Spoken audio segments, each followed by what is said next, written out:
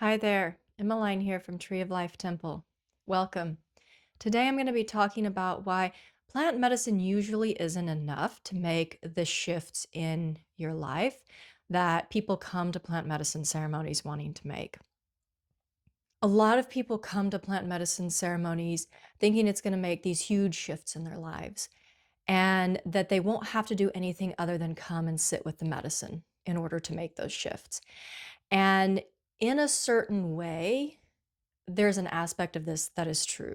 The plant medicines do increase your neuroplasticity. They do give you a fresh slate in certain ways.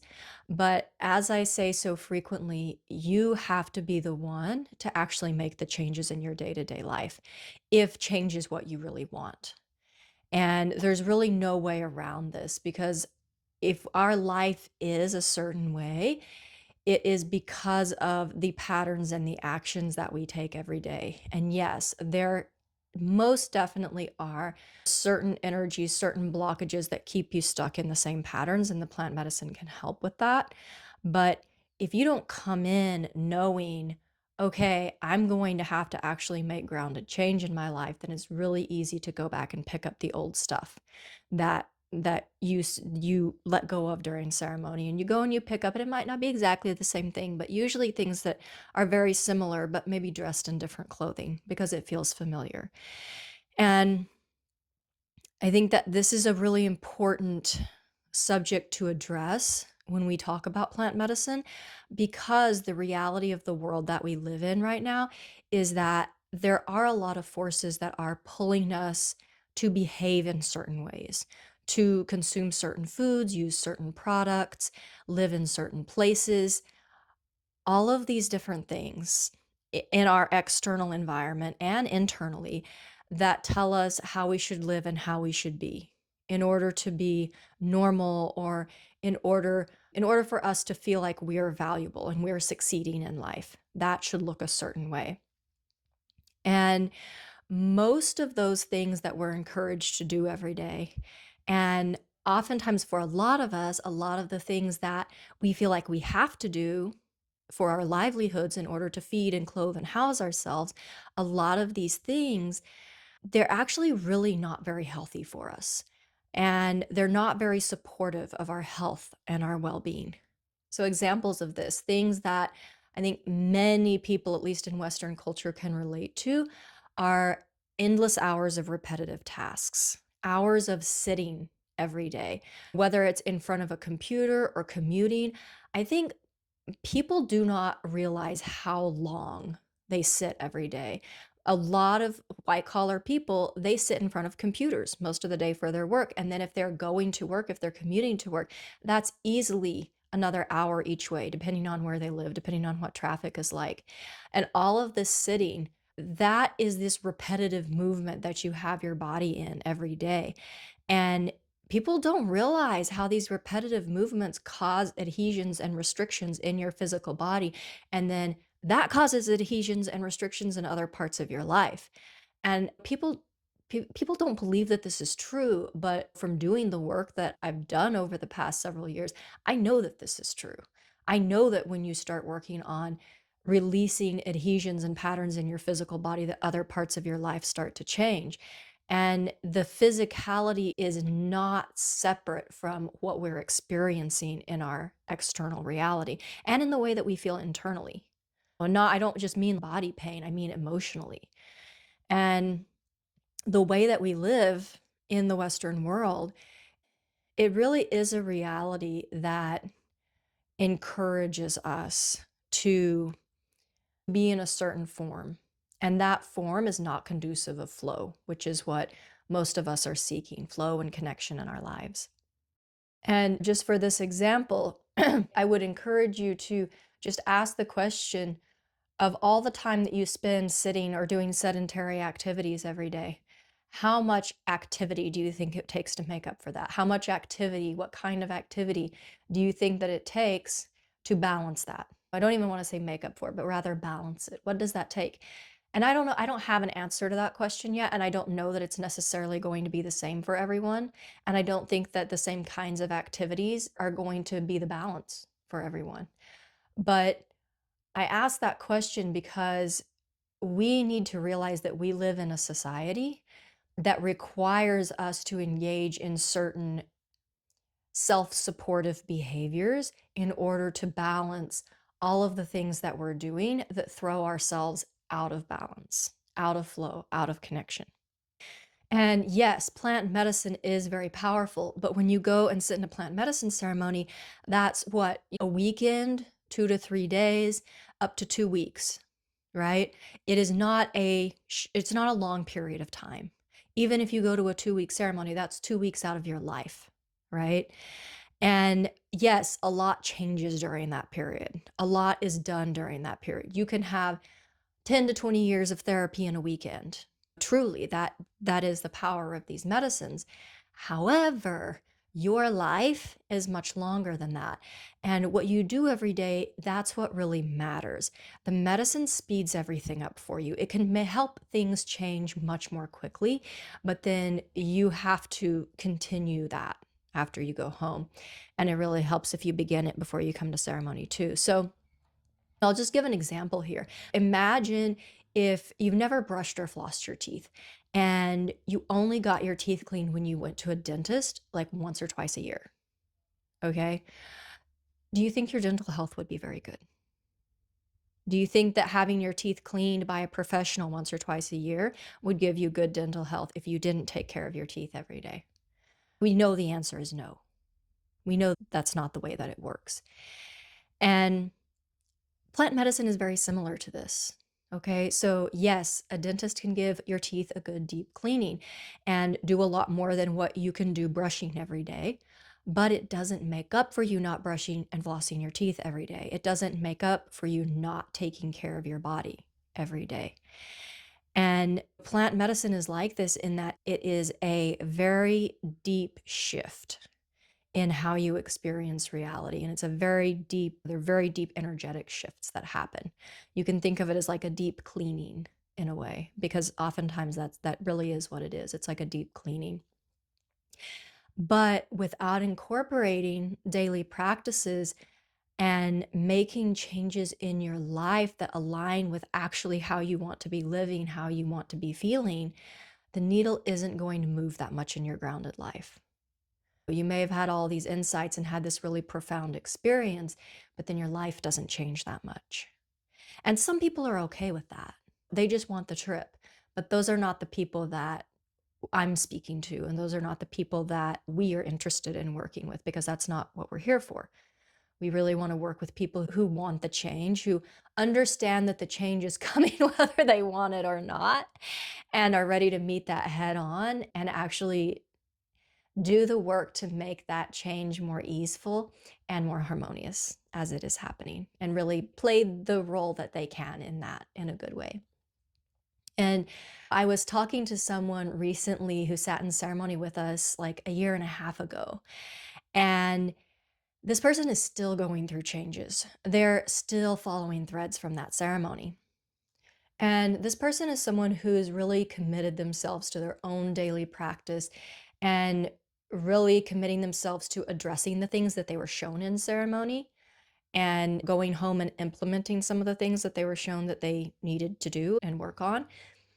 And when we were talking and this person was sharing this with me, all the things that are still unfolding from that ceremony, I told them this, that the reason that you are still experiencing changes from that ceremony is because you are choosing to continue to follow that thread and continue to do what you need to do for yourself to keep this transformation going, because the medicine is a catalyst and you can keep that going for as long as you want to if you take the time and the effort to do it, if you're consistent with it. And of course, yes, it was a powerful ceremony. It was a powerful ceremony for everyone there, but it continues to be powerful 18 months later because this person is actually committed to continuing to follow that thread and committing to spending time with themselves every day and doing what they need to do to take care of themselves, even though sometimes it's not comfortable. It requires them to go through processes that are not comfortable. And I know from experience, I know that this part of the work quote unquote, it can be really boring. It can be really frustrating. We live in a reality where we're used to having everything now. Us in the Western world, we're so disconnected from the speed of the earth, from the speed of our bodies, that we think that everything should happen now. We don't grow our own food anymore. We go to the grocery store and we buy whatever we want. We're disconnected from what it takes to grow that food and pick that food and get that food to the grocery store. That it is a multi-months long process that's always happening. And that's just an example.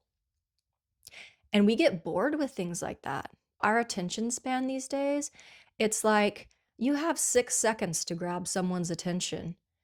People are used to scrolling on TikTok and Instagram and Facebook and having bite-sized pieces of information fed to them. And if anything's longer than that, so many of us, we don't have the patience for it.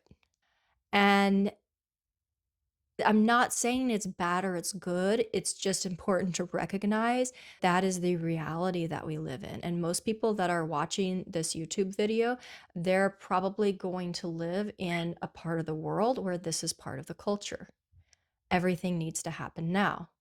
And so, this part of the work, this part of our change and our transformation and our reconnection with who we are and what we are as part of this earth ecosystem, it can feel very boring and it can feel very slow. And that's okay because that's also part of it. And for instance, this person that I was talking to, this person that came to ceremony with us, they mentioned all the things that they're doing to stay on track and just to feel good and feel good every day and feel functional and how easy it is for them to feel totally off if they don't stay on top of their daily practices. And they were talking about like how frustrating this is because it feels like for the rest of their lives, if they don't do all this stuff every day, that they're not going to feel good and they're not going to be functional and they're not going to be able to move through life the way that they want to move through life. And I understand. I feel the same way. And I've kind of been in a fight with this for a long time because, well, yeah, I've been in a fight with this for a long time. But we have to remember what kind of environment we live in. And that's important to understand when we start to get upset about how long it's taking things to change and what is required of us to help this change occur. We talked about how in the current world that we live in, we have so much coming into our field all the time. We have toxins, we have microplastics, we have endocrine disruptors, pollution in the air, electrical interference from all of the electrical devices that we have, the satellites, the cell phones, the 5G, the 4G, the everything, right? The Wi-Fi. There's like all of this stuff coming into our field all of the time. And we are electrical beings, in case anybody didn't know that. Just like everything else on this planet, everything has an electrical field around it. That's just science. It's just how we're wired. And so to think that all of this technology that we have, it doesn't impact us in some way is pretty naive. I am not a tinfoil hat conspiracy theorist, but the reality of the world that we live in is that we have a lot of things coming into our field that are disrupting our natural state. I put quotation marks because who is to say what is natural, right? But the way that we evolved to operate. Okay. And when you take all of this into consideration and understand that so much of this that is a part of our daily lives, it really runs counter to what is nourishing and supportive to our bodies. And this is just the grounded physical stuff, right? There's a lot of energetic stuff that's happening right now, and it's not different.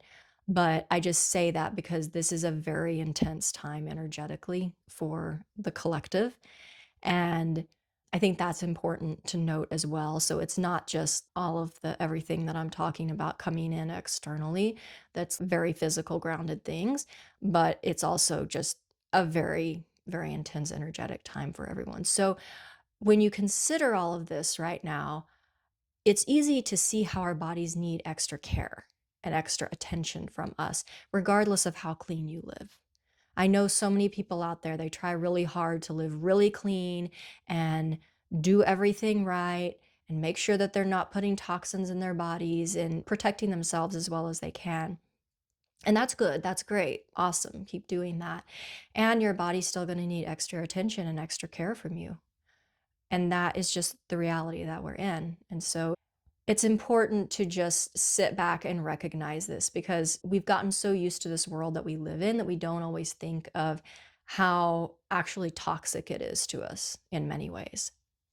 And I hope that this current reality, that this is not the world that we continue to live in for the rest of my lifetime. I hope that we can collectively get our shit together and create a world where we are not producing so many things that have toxins in them, that are toxic to us, that are toxic to the rest of life on this planet.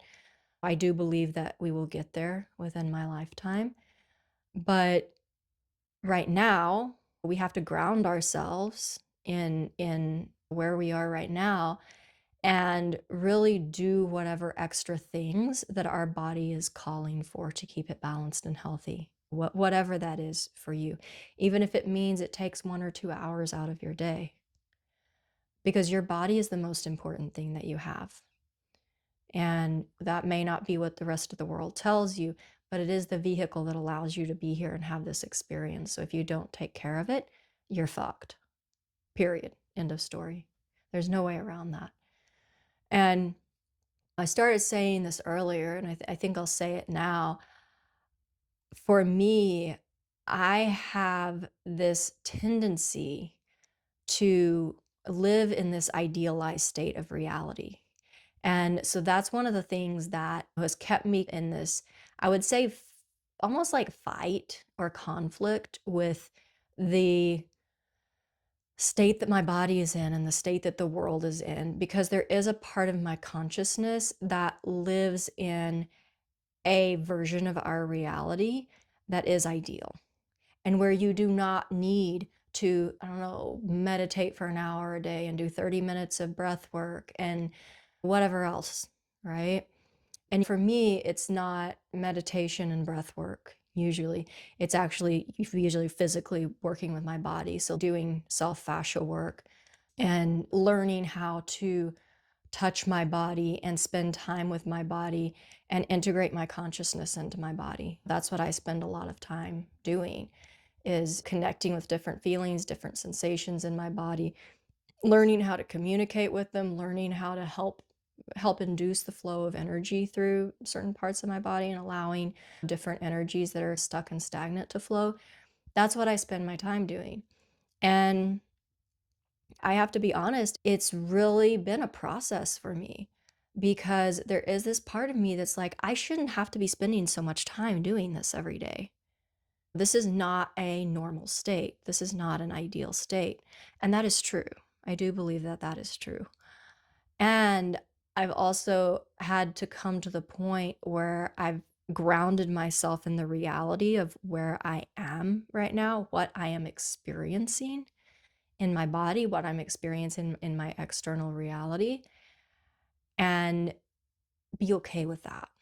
And be okay with working with where I am, no matter how much time it takes every day.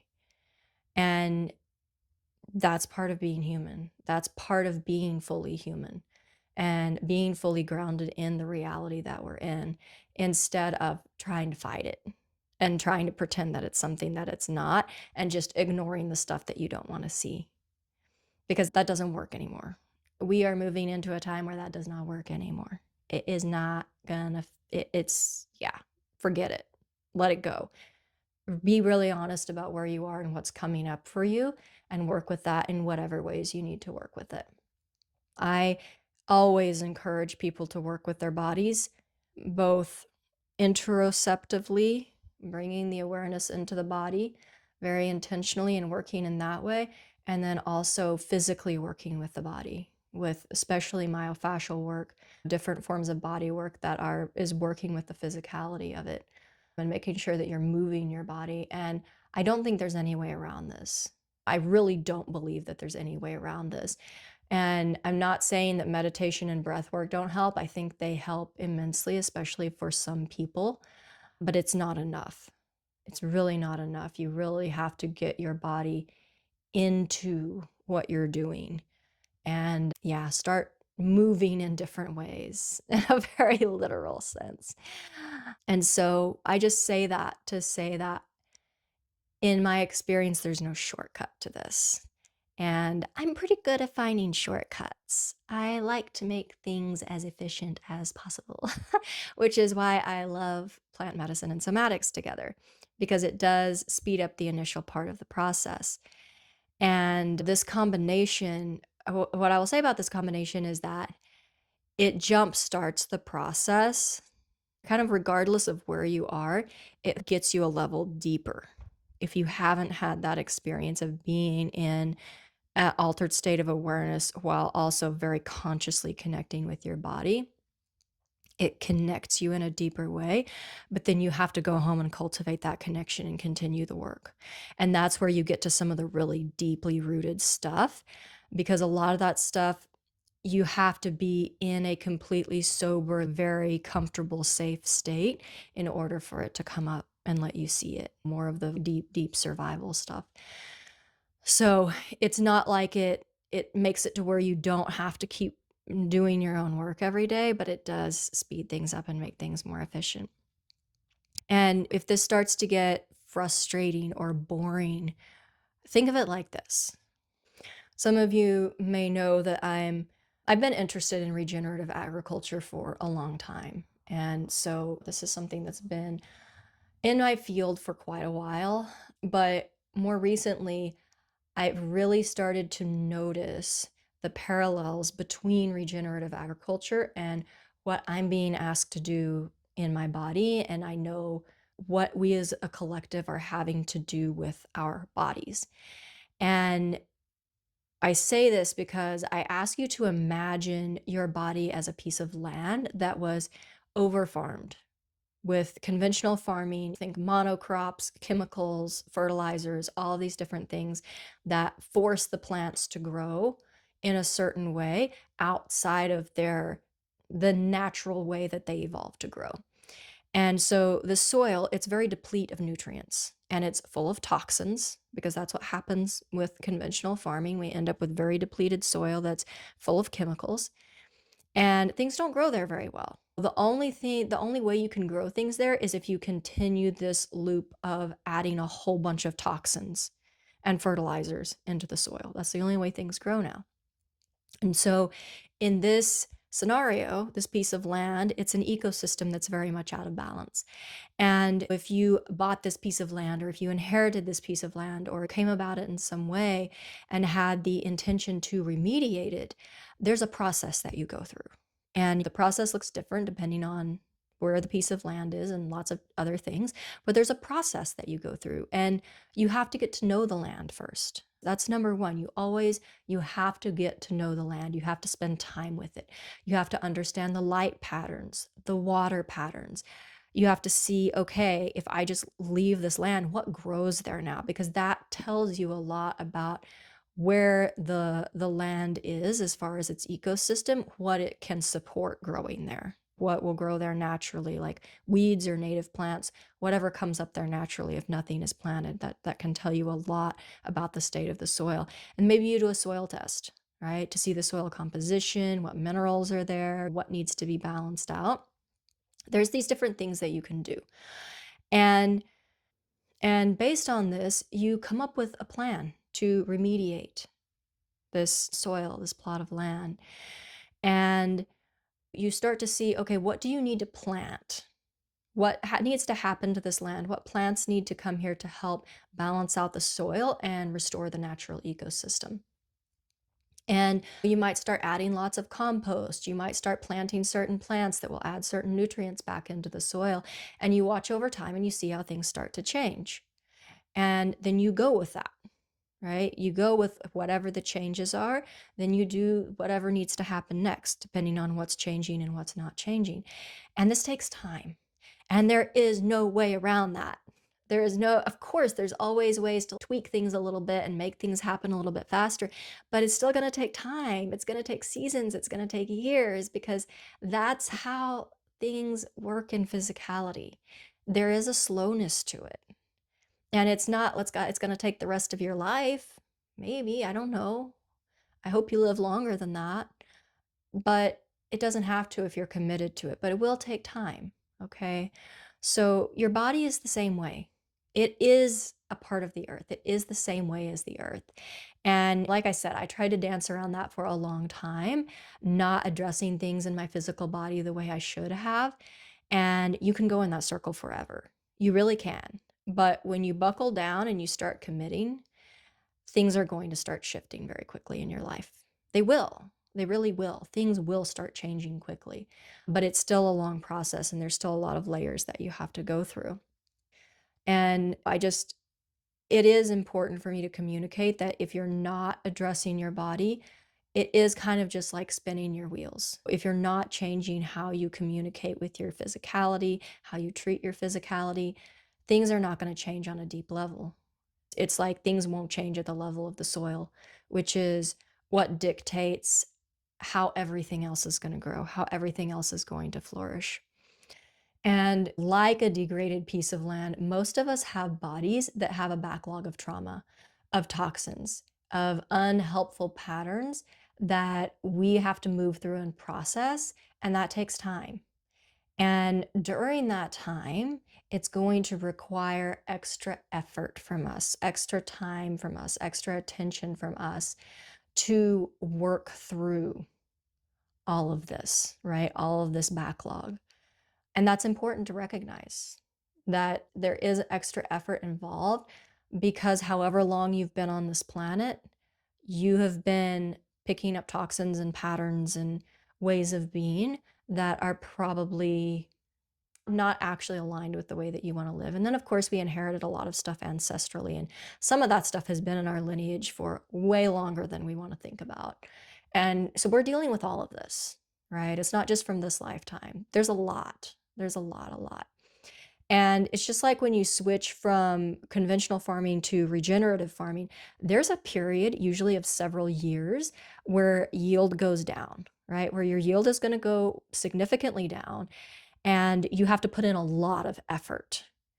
And so in the beginning, it's like, oh my gosh, conventional farming was so much easier. This is awful. Why am I doing this? But after that period of several years, things start to switch, things start to change. And after that period of several years, then yield goes up, and the effort that you have to put in is actually very little. It's much less than conventional farming. So, my belief is that our body is the same way. And I have not gotten to that switch part yet. I'm still in the I need to put in a lot of effort part. But, honestly, I believe it is because so much of this time I've been in this kind of in between space of, yes, I'm working with my body and I know this, but I don't want to fully commit to it. And when you're not fully in something, when you're not fully committed to something, it's going to take longer. That's just the way that it is. But I do believe that it's getting close because I can feel it. I can feel that coming, and there's just some things that I need to start doing and addressing to start to reach that point.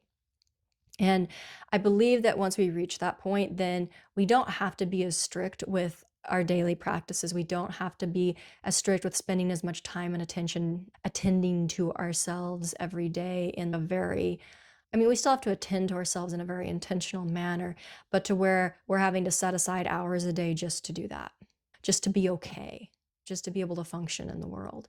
But it's a process to get there. It's a process to get there, and it's okay. We can be okay with that. And during this time where this switch is happening, it's really important to remember that you're going to have to do the work to help you keep balance day to day, plus the work to get to the root of what's throwing you out of balance in the first place. And I know that sounds like a lot of work, and it can be a lot of work, but it took a lot to get us where we are. It took a lot to get us as out of balance as we are right now. And so it's going to take some work to get us back. And honestly, it's just a change in relationship. It's just a change in how we relate to ourselves and how we relate to physicality. And it might be difficult at first, but the more you do it, the more it becomes habit and things start coming back into balance very quickly. The more that you commit yourself to coming into the body. And for most of us, I would say that we might be coming into balance for the first time. Maybe some of us have memories in our childhood where we wish that we could get back to that place. But I think for a lot of us, we carry so much ancestral stuff and so much stuff that we picked up from our parents from an early age that we will be coming into balance for probably the first time in our lives that we can remember. And pretty soon, we'll be living in a very different way that hopefully doesn't require so much effort from us to feel okay and functional just day to day. And going back to the toothbrush example, you can imagine that if we didn't eat the kind of diet that we eat in the Western world, where it's very sugary, very carb heavy, very processed food heavy, we might not need to brush our teeth 2 to 3 times a day like we do in order to be healthy. And that's probably true. That if we didn't eat the diet that we did, we probably wouldn't need to spend as much time taking care of our teeth as we do. But you can also imagine that if we were to change our diet and take all of these things out of our diet, that's pretty drastic. And most people don't ever make that kind of a change unless they have some kind of really serious health condition that requires them to. And so you can imagine if you have to make a drastic change like that in order to be able to not have to do some of these self-care things and daily practices all of the time in order to just maintain the state of well-being that you want. It's going to take some time. Just like if you were changing your diet over to a raw vegan diet, it's going to take some time for your body to adjust to that, for your being and your psyche to adjust to that. And that's okay. That's totally okay. So just be okay with it taking time. And just keep following the thread and listening to your body, and it will guide you. Your body will guide you on this journey. It is deeply connected to the earth and everything that's happening on the earth right now. It will help you come back into balance with yourself and all of life. It will let you know what it needs and when it needs it, and when what you're doing to support it needs to change. And if you prioritize that, you will be taken care of. And I really, truly do believe that. And that doesn't mean that your journey is always going to be super pleasant. There are aspects of it that will probably not be pleasant, if I'm being perfectly honest. I don't think there's really any way to get around that because that is part of the process too. That's part of living in duality is that not everything that we will experience as pleasant. And that is also okay.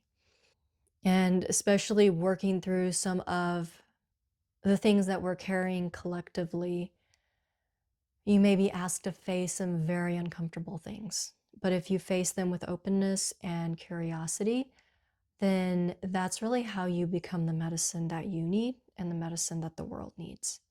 And that's what we're here for. That's what the plant medicines are bringing us to. They are here to remind us of who we really are and to teach us how to be who we really are on this earth in harmony, in right relationship. That's, in my belief, that's really what the plant medicines are here for, is to activate that medicine within us so that we can walk through the world having that same effect on people. Not necessarily the psychedelic effect, but the healing effect. Right? The effect of bringing things back into balance. And we're not meant to depend on them. The plants are not a medicine that we're meant to depend on. We just learn from them and then we carry our own magic and our own medicine into the world. So just keep trusting yourself. Keep listening to your body and say yes to life no matter what it brings. Thank you for joining me and have a beautiful day.